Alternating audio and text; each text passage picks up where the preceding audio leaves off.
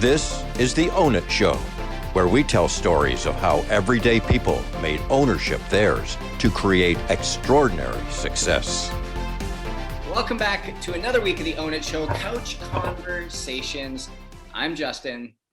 And I'm Elise. Welcome to the Own It Show. Guys, I know that if this is your first time here or if you're just joining, we tell stories of everyday people who have made ownership theirs and ultimately now have found extreme success and fulfillment. And I know that's something that we're all truly striving for. And today's guest, if you've ever tuned into the Today Show, Inside Edition, Good Day New York, Fox 5, whatever it may be, I guarantee you've seen this bubbly lady that literally can make you put a smile on your face no matter what you're feeling. And she's actually been able to really create the good life for herself. And on the outside, it's like, oh my God, how did you do this? The lifestyle, the travel, the entertainment, the decor, everything. It just seems like so amazing. It's like perfect. But little do we know, the journey to get there and what it takes to feel that every single day is something we can continually work on, and something that each and every one of us can strive for and find that extraordinary success. So Barbara, I'm so excited to have you on and truly learn your story and hear your story to motivate and empower our audience today. So again, Barbara, from the car, thank you so much for joining us. And thank you. I love these conversations, so I can think of no better way to enjoy my drive into New York City than to talk about something I'm so passionate about, being an entrepreneur, being the quote unquote curator of the good life. I love this conversation because I think what you were kind of tapping at is that the road to happiness and success is not a straight line. It's not linear. It's filled with a lot of stories and trials and tribulations and sometimes trauma and setbacks. But when you persevere and find the lesson and not the resentment in your journey, it does lead you to higher ground. So I'm looking forward to all your questions and this conversation very much. I love it. And you're exactly right. And for all the audience out there, we're actually going to be seeing Barbara up in New York City at an event that I'll give a little plug here for Breakfast with Champions. It's if you're on Clubhouse, and again, that's an app that's kind of taken the world by storm. That's all audio. I'm in there every single morning, really just hearing from these extremely powerful people that have unbelievable stories that you can truly learn from. So every morning, be sure to dive into Clubhouse Breakfast with Champions. But we're going to see Barbara in person tomorrow and continue to facilitate this relationship even deeper. But I'm curious as to, you mentioned it, the curator of the good life. What does the good life mean to you, and how did you get that, I guess, quote put beside your name, if you will? Yeah, I always say it's living life with purpose, style, and adventure. And the reason I kind of coined myself the curator of the good life is I always wanted to be on television. And after I went through cancer, and we can dive into that, and I kind of got to the other side of a very difficult battle with cancer. I wanted to pursue all the things that I kind of held myself back from and talked myself out of, and television was one of them. So after I hired a media trainer and she was like, well, what do you want to do on television? I'm like, I'm really good at finding, testing, and sharing all that is good. Like, I'm the first person, if you are like, Barbara, I love that dress you're wearing, I will tell you where I got it, how much I paid for it, and how you can hunt it down. I will sometimes take it off I would take it and give it to you if I could, because I do love sharing. Happiness is shared. And I just think I've been very fortunate through the decisions that I've made in my life to experience a lot of cool things. Not only, my alignment with purpose has been a very powerful force for me to get me unstuck and get me out of that fetal position and get me back on my feet. So that's why I say living life with purpose. I think living life with style, what that means to me is living comfortably in your own skin, and whatever that style means to you, knowing that you need to to live in that space because it also inspires others. And living with adventure, I think living outside your comfort zone is exactly what we're always supposed to be doing.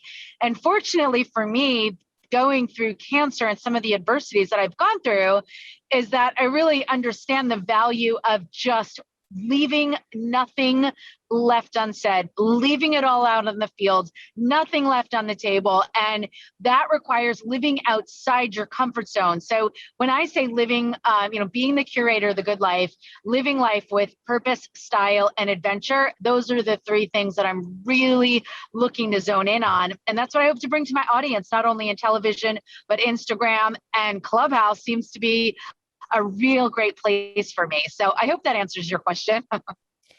It sure does. And, Barbara, this is the first time we're really sitting down to chat. What I will say is all three of those things absolutely come through in your essence, in your content, even in, speaking with you for the first few minutes before the show. It's so clear that you're so aligned with your purpose, with your style, and at the end of the day, who you really are. One of the things I would love to understand a little bit more is your relationship with living on purpose and in alignment with your purpose. That's something that Justin and I talk a lot about with the ownership mindset. Is the prerequisite to living in ownership is understanding what your true passion and your purpose is.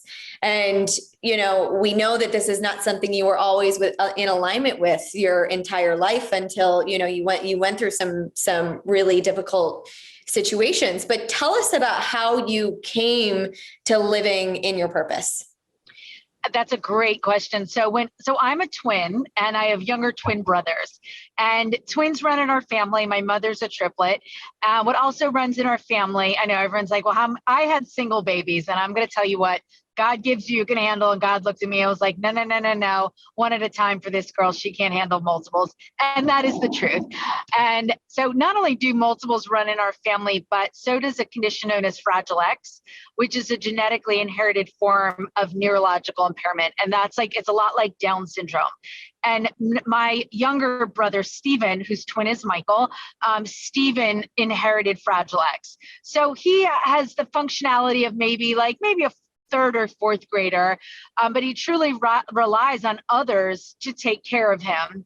And growing up, I just always assumed that I would always take care of him. I don't know if that's just some sort of soul contract that I made before I came into this, earthly place. I don't know. It's just something that I assumed, and vows throughout my life kind of solidified that was what I was meant to do. And when I was 13 and we were kind of all separated at one point, just through different circumstances, Stephen and I almost got separated, and we weren't, through the grace of God.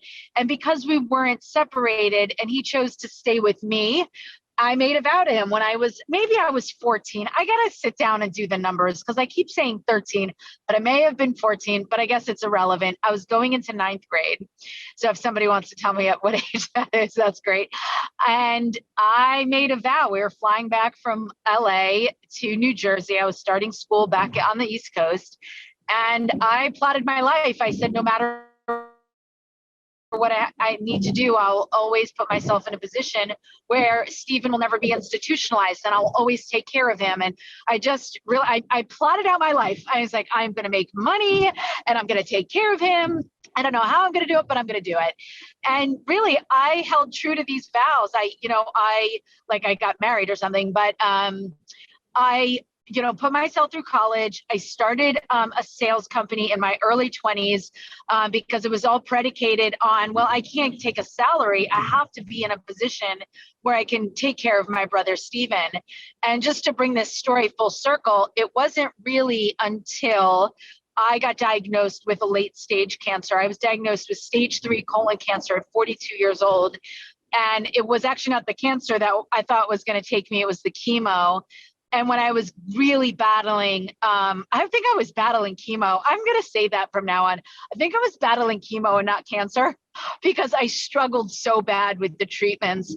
And I had like my 8th infusion coming up and at a 12. And I was like, there is no way this girl is getting through this next infusion. I've got nothing left in my tank. I'm down to 2 brain cells. I couldn't eat. I couldn't keep food down. And I was like, and I'm not going to make it. And I reflected on all the things I was really proud of because I thought, you know, how are they going to talk about me after I was gone? And it was just a real reflective moment of like, what are my kids going to hear about their mother? And I took pause that everything that I had really persevered through and that I was really proud of, really, I wanted to quit everything. I wanted to quit putting myself through college. I wanted to quit this crazy sales business I started. I wanted to quit it all. And what I realized, because I always was like, oh, if I quit, I can't take care of Steven. I realized that, you know, I had persevered through everything because of him. And it was in that moment I said, oh, wow, thank God I was always taking care of Steven, because, you know, it pushed me to never give up. But it was in that moment that I realized it was never me taking care of Steven. It was always Steven taking care of me. And you see, Steven gave me rise to the greatest gift we have all been given, and that is the gift of purpose. He gave me no quit, no back door, nothing. I had to always figure it out. And when I came to terms with that I had been gifted the greatest gift anyone could be gifted, I made another vow to the universe that if you give me, never play small again. I will never allow voices of fear and self-doubt dictate what I'm going to do. I'll never let the weight of other people's opinions, and I'll leave nothing left on. I'll leave it all out on the field. I will leave it all out on the field, and I will use my voice to always speak for those who can't speak for themselves. I will continue to live out my purpose. I'll help others see their purpose, and that's where you're meeting me today. When I get asked to do interviews such as yours, or to come up to New York and to network, or to speak on stages as a keynote speaker, when I amplify my voice and I amplify my profile and more people know who I am, the more opportunities I get to talk about purpose and help other people see that they have all been gifted purpose as well. They just sometimes don't realize purpose doesn't show up under a Christmas tree. It doesn't show up as a holiday gift, as a Hanukkah treat, nothing. Purpose is sometimes very much in disguise. So, you know, that's where you're meeting me now, is continuing to live out the very sacred vows that I've made to whatever God you believe, whatever universal energy you, believe in. That's what I'm doing, is staying true to my vows, living out my purpose, and speaking for the most vulnerable members of society. It's so admirable, Barbara, the path that you have taken, and how it's clear it was not an easy path. Like you said, purpose doesn't show up under a Christmas tree. It's not wrapped up in a pretty blue box with a white bow. And so it's something that oftentimes we have to be able to pause and say, and connect with ourselves and really figure out what that is. And it's amazing that you've been able to find that and share it so openly with the world. You know, I just wanted to share in this space that I think is important to understand is that, you know, I could have framed my childhood, or, you know, being raised with a special needs sibling. I could frame that, and many people do, as a complete negative, as a complete disservice. And I didn't get enough attention. Because I didn't get enough attention, I wasn't able to do X, Y, and Z. And because of all these things, I couldn't do this and I couldn't do that. And I think what we all can do that. We can all take pity on ourselves, and we can all shape narratives that really sell ourselves on why we haven't been able to achieve our dreams, or live out our dreams, or achieve great success, or be the person that we are divinely supposed to step into. We can frame narratives all in the negative, because that's our choice. And I hope that anybody that's listening understands that there are narratives that you are replaying in your head over and over again that need to be looked at, and they need to be re-scripted because they are no longer serving you, and they are getting in your way. They are complete blockages from you living out your divine expectations, your divine power. You are supposed to be living a massive potential. You're supposed to be living out your massive potential, but you are sometimes the person that is in your way, because we can all rewrite our scripts, and we can really write a script to be in the negative, or we can write it in the positive. And we have to constantly rewrite it. And that's not to say that I don't have to constantly rewrite a script. I just rewrote the script about my divorce because I finally found the lesson in what I went through and the power that it shifted in me. And I rewrote the narrative because it is now such an empowerment. What I survived and what I went through has made me now like David Goggins. So anyway, I just need to share that because something that I run right now is master classes. And I always start with the conversation you have with yourself is the most important conversation that you have. And I want to help people rewrite the narratives in their life and the cassette tapes that they have been playing on loop over and over again that need to be ejected and re-scripted, and then pops back in that little tape recorder. And then I'm done speaking. Okay, I just had to go there. I'm glad you did, because it's so true. Oftentimes we can be our own biggest block. We can be that thing that is completely getting in our own way. And unless we learn how to re-script it, change the belief, change the thought, change the pattern, we'll be stuck in it forever. And that's so often why people are stuck living out of alignment with their purpose, is because it's so easy to make excuses. And people do. And that is a big thing that I'm teaching right now, is taking a look at narratives, conversations. So one of the programs that I run, I also incorporate journaling. Although it seems I do this basic journaling, but it's all a precursor to learning that you need to get out of your own way, rewrite the script, and know that you are not a victim, you are a victor in anything and everything that you have gone through. And it is such a powerful, powerful tool, because when you come at a space and experience with the lessons and not the resentment and the shame and the hate and all the negative low vibrations that come with that, but you move it to a higher space, you bring in more abundance and love and connectedness and just so much more into your life. And I'm just going to repeat the word abundance because somebody out there needs to hear that. By rewriting your narrative of what you've gone through and putting it in the space of lessons learned, and you get rid of resentment, you bring in more abundance. And I know that's going to resonate with somebody. If you want more abundance, then we got to talk about the negativity and the vibes that you're bringing in. So, okay, I'm done for now. I was going to say, done for now. I love it. I absolutely love it, Barbara, because when you were telling your story about you being there for Stephen, but in actuality, Stephen was there for you, it gave me goosebumps, because being able to rewrite that story, that it would have been so easy to say, oh, this is the weight that's pulling me down. This is the excuse as to why I couldn't do X, Y, or Z. What you've actually done is literally taken ownership. That is the definition of ownership in so many ways, where it has no correct answer. It's the prerequisite to winning. It's ownership, quite frankly, is everything. And that's what we talk about, and that's what we teach. And it's the hard conversation. It's the thing that is uncomfortable. It's the thing that is the elephant in the room. It's that part in true essence that is like the dark part on the apple, the bruise on the apple. Nobody wants to talk about. But if you can truly just go and dig it out, well, hey, the apple is now edible all of a sudden again.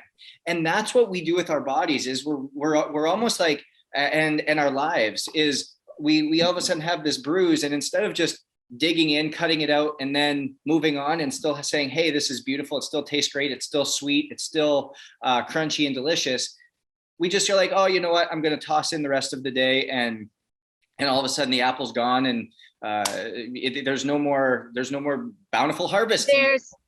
It's so true. And, a bad moment doesn't have to make for a bad day, but these are all decisions, in the space of ownership. What I'd love to dive into for your audience is the biggest change and shift that came to me was taking ownership of the results in my life and not being a victim. And that came in my 20s when I started launching my sales business. And I knew what I wanted to do. I knew I wanted to scale this business because I knew that I could, it was commission based and I could make money by scaling it. I saw the vision. I got it.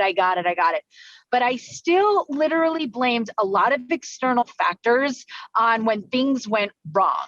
And I would also get advice from people that didn't necessarily have what I wanted and didn't have, they had the best of intentions because they loved me, but it's not like they had achieved any sort of like grand success, but they were like the people that were my sounding board. And I finally had a mentor say to me, why are you taking advice from people that have not achieved what you have achieved? You need to take ownership of where you are getting your information from. And when I took ownership of that I was literally feeding my mind and predicating my decisions based on advice coming from people with good intentions, but zero experience, I started to kind of move away from getting advice in that space. And I started to make sure I was surrounded by thought leaders and took advice from people that were 6 steps ahead of me, that had what I wanted, had the experience and the results that I was looking for. But until I took ownership of the fact that I was taking in information from people that didn't have they had good intentions, but the wrong facts, I started kind of moving myself in a better space. But you have to own so much about your decisions. You have to own the fact that you are the average of the 5 people you surround yourself. Jim Rohn says that, not Barbara Majesty. You are the product and the average of the 5 people that you surround yourself with. So you need to take ownership of what you're feeding your mind and your soul, what have you. And you need to take ownership that you're not always, listen, things go wrong, but it's not what happens to you. It's how you handle what happens to you. That's it. You're not always a victim, and you are supposed to learn. You're supposed to grow through what you go through. I have a bunch of cliches and none of them are mine. They're all quotes that I really do live and breathe. And there are all lessons in there. We can take a knee and kick rocks. Okay. You got to hear that. Everybody needs to know that success and happiness is not a linear straight line. And at times you are going to have the wind knocked out of you. You have to take a knee. And sometimes you're entitled to kick some rocks and feel sorry for yourself because you got blindsided by some things that really moved you off course. You were headed to California from New Jersey, and all of a sudden you found yourself stuck on some mudslide somewhere in, I don't know, Kansas City. But you have to reroute your course and get back on. It's okay to take a knee, but it is not okay to sit there for a really long time. Okay. And I'm the queen of kicking rocks, so don't even worry about that. Barbara, you've given us so much amazing advice today about how to shift your mindset, about how to live in alignment with your purpose, about how to not take a knee, about how to continually show up to everything that life has coming for you. What I would love to know is, when we're sitting here talking right now, it's easy to say those things, but for somebody who is so in it as you are, how do you practice this and actively move through challenges on a daily basis? Well, I take that knee a lot and I kick rocks. Not as, so I do those things, but I don't stay in that space. I'm like, and,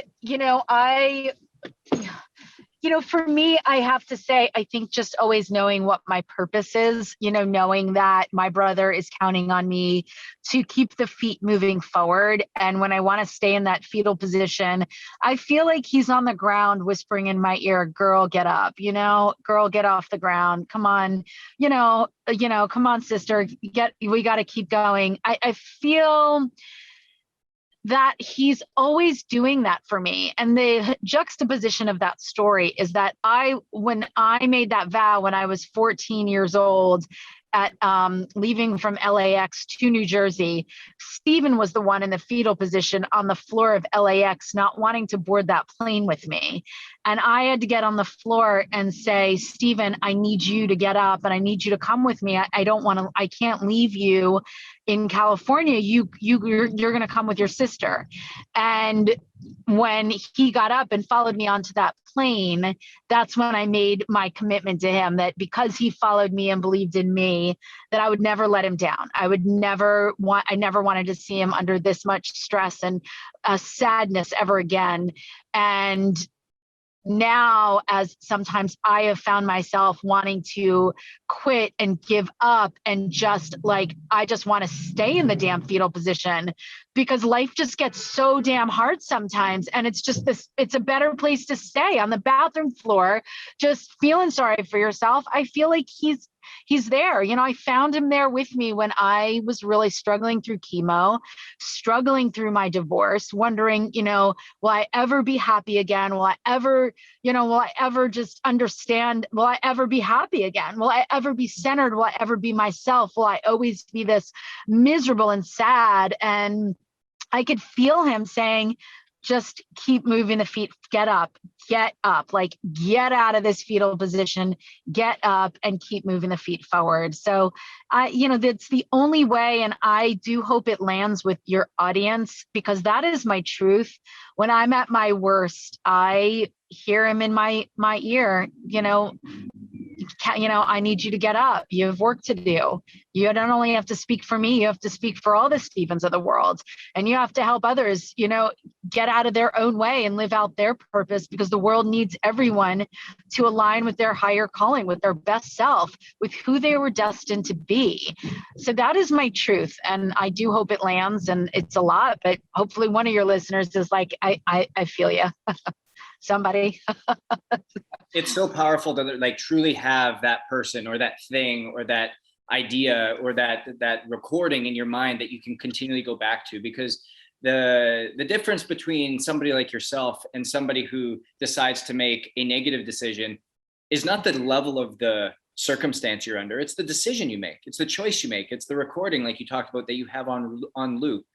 And earlier you talked about where you were getting your advice from, the people that were around you, the mentors, quote unquote, or the coaches, quote unquote, that you had, that you needed to actually move away from in order to get to the next level and having to level up. And so many people around or even listening to this may actually resonate with that, but not know how to do that, not know where they find those people and give excuses as to why they're just going to stay where they are.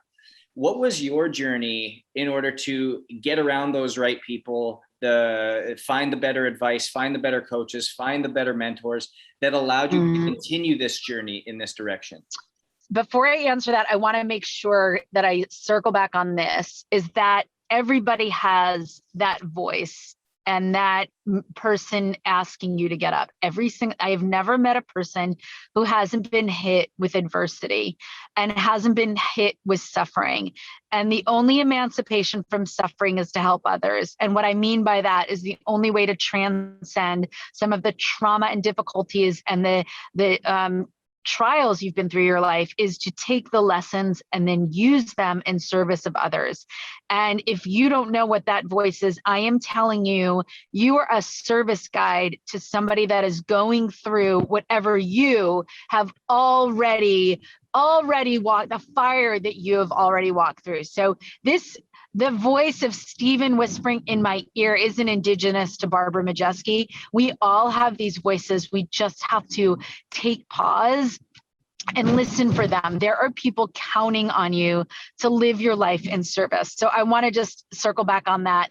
And to answer your question about finding mentors and putting yourself in, situations to really being like a sponge and absorbing good materials. There's so many ways to do that. Well, first of all, you do have to sometimes find space, take space from negative people and people that aren't supportive and really don't, bring value. And we all know how to do that. We all know how to set boundaries, or if we don't know, then set a good therapy session on boundaries is a good place to start.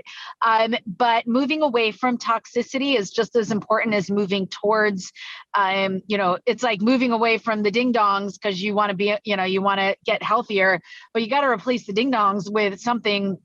Otherwise, you're going to be really hungry, and nobody wants to be hungry because that sabotages your diet. So it's the same thing, getting rid of negative vibes and replacing with positive. There are so many amazing, because we have the internet, there's so many ways, whether it's through the podcast that you guys are hosting. I think Clubhouse and Breakfast with Champions, which is this morning group with Glenn Lundy, nothing but it's all about inspiration, education, and motivation.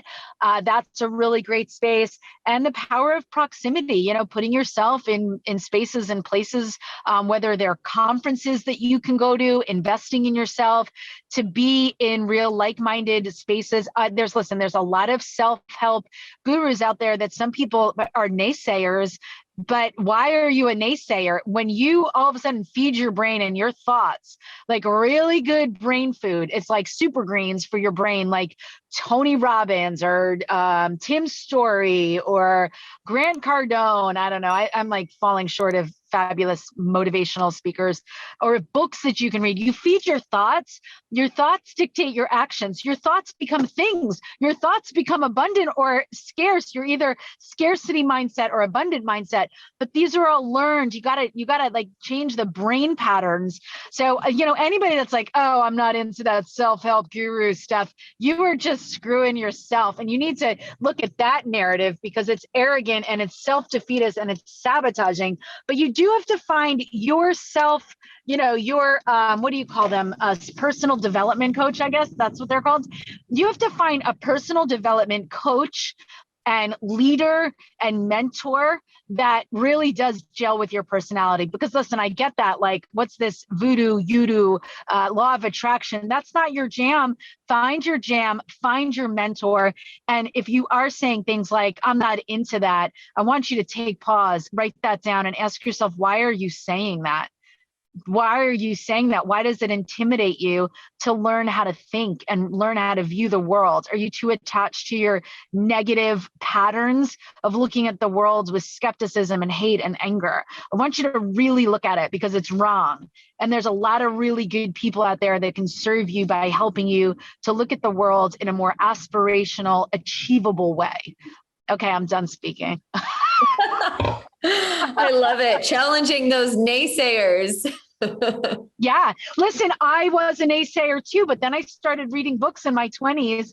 I fell into the self-help section. I don't know. I never knew these books existed because I didn't come from a family that I guess read these kind of books or went to these seminars or really bought into any of it. So I think I was Captain Naysayer. I might have been the chief, operating officer of Captain Naysayer, but then I started reading these books. I remember finding a book. It was like Success is a Choice. I think that was the title, by Rick Pitino. I don't know. Maybe I could be wrong. This was like 20 years ago.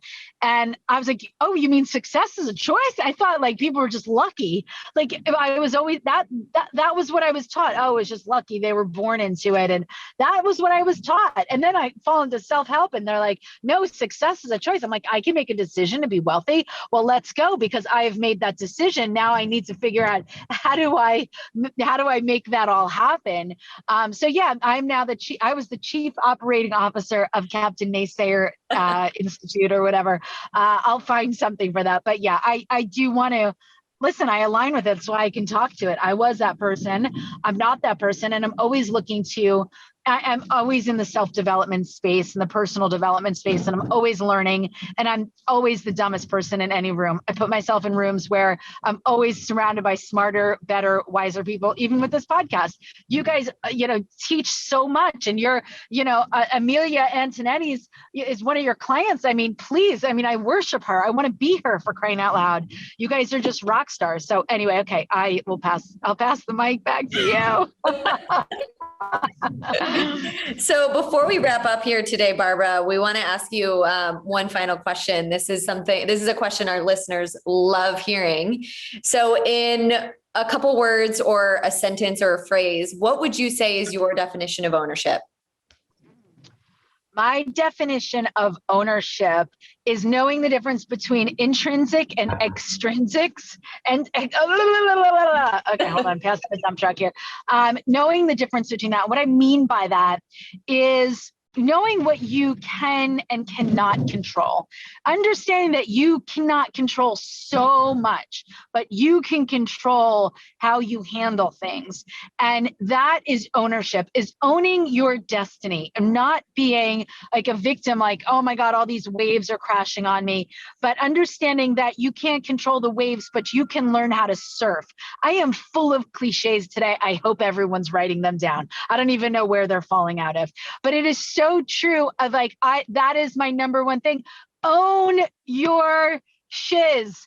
Own how you look at things. Take stock of how you think and perceive the life around you. And what is your attitude? Well, what do you think about things? Because you control very few things. You can control your attitude and your work ethic. That's it. Those are everything else is more extrinsic and out of your control. And there's a really good book called Hillbilly Elegies, and it really does talk about these value systems in the Appalachian Mountains and how they just have been really ingrained in their culture to blame everything is external and they're all victims, as opposed to when you start changing that paradigm of like, how did I get here? Because we are all exactly where we're supposed to be. We are all exactly where we're supposed to be, through decisions that we have made consistently over time. Change the decisions that you make, will ultimately change the conditions and your outcomes in your life. So that is ownership. It's owning your shizzles. I don't know if we're allowed to curse in this podcast, but you get what I'm putting down. I love it. Sure do.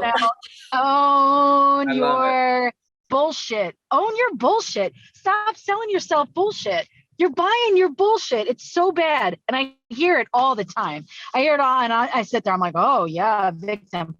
Listen, I was never even a victim when I got cancer. It's not like anybody came at me and was like, oh, here, you drew I drew the short stick, and all I could handle was how I handled cancer. And my kids were watching. I couldn't handle that. There was nothing I could do. I had cancer. I had to do the things to uncancerize myself. But it was all about how I handled it. Did I have my moments? Did I kick rocks? Hell yeah. Did I take a knee? Hell yeah. Overall, I handled it with the best dude. As anybody could handle a shit diagnosis as cancer. Okay, I'm done cursing. I'll hand back the mic, and I am in New York City. Woo, woo, woo. I love it. I love it. Barbara, where can people interact with you? Where can they find you? Where can they really, besides the beautiful day of the Today Show and Good Morning New York? Well, let me say this. I feel that if people really do want to interact with me, I interact on Clubhouse a lot. I do find that if people go into my DMs and say, I'd love to join you in a room, I'll bring them up. I'll bring them up on one of my, oops, I'm touching buttons in my car. I'm at a stoplight, everyone, so I'm not driving, freewheeling. Clubhouse is so three-dimensional, and that if you want to interact with me, ask questions, you got to find me on Clubhouse. I find Instagram is, one-dimensional. You can see me in pictures, but listen, I only put the good ones up there. I'm sorry, I'm not that cool to put like my morning, like how I wake up. It scares small children. Who does that?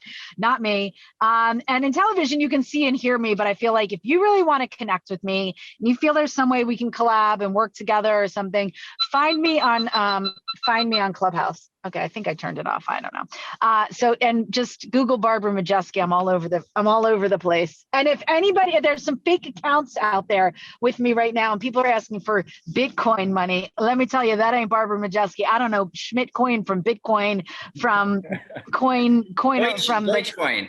Dogecoin from the Coinorama down the street for your laundromat. So that ain't me. So try to find me, Barbara Majesty. I love it. I love it. So listeners, everybody out there, life's going to throw you curveballs. Life's going to take you to your knees. It's going to make you kick rocks, but we don't have to stay there, and we don't have to make decisions there. So find that inner voice, find your inner Steven. What is it that's going to make you get up? We all have it inside of us. It's just a matter of taking time and taking a pause to identify it. So you can go from that negative, naysaying individual to the curator of a good life that you can ultimately live with purpose, style, and adventure, and know the difference between what is in your control or what's out of your control. Because what do we always say? Success is different. So be different and own it.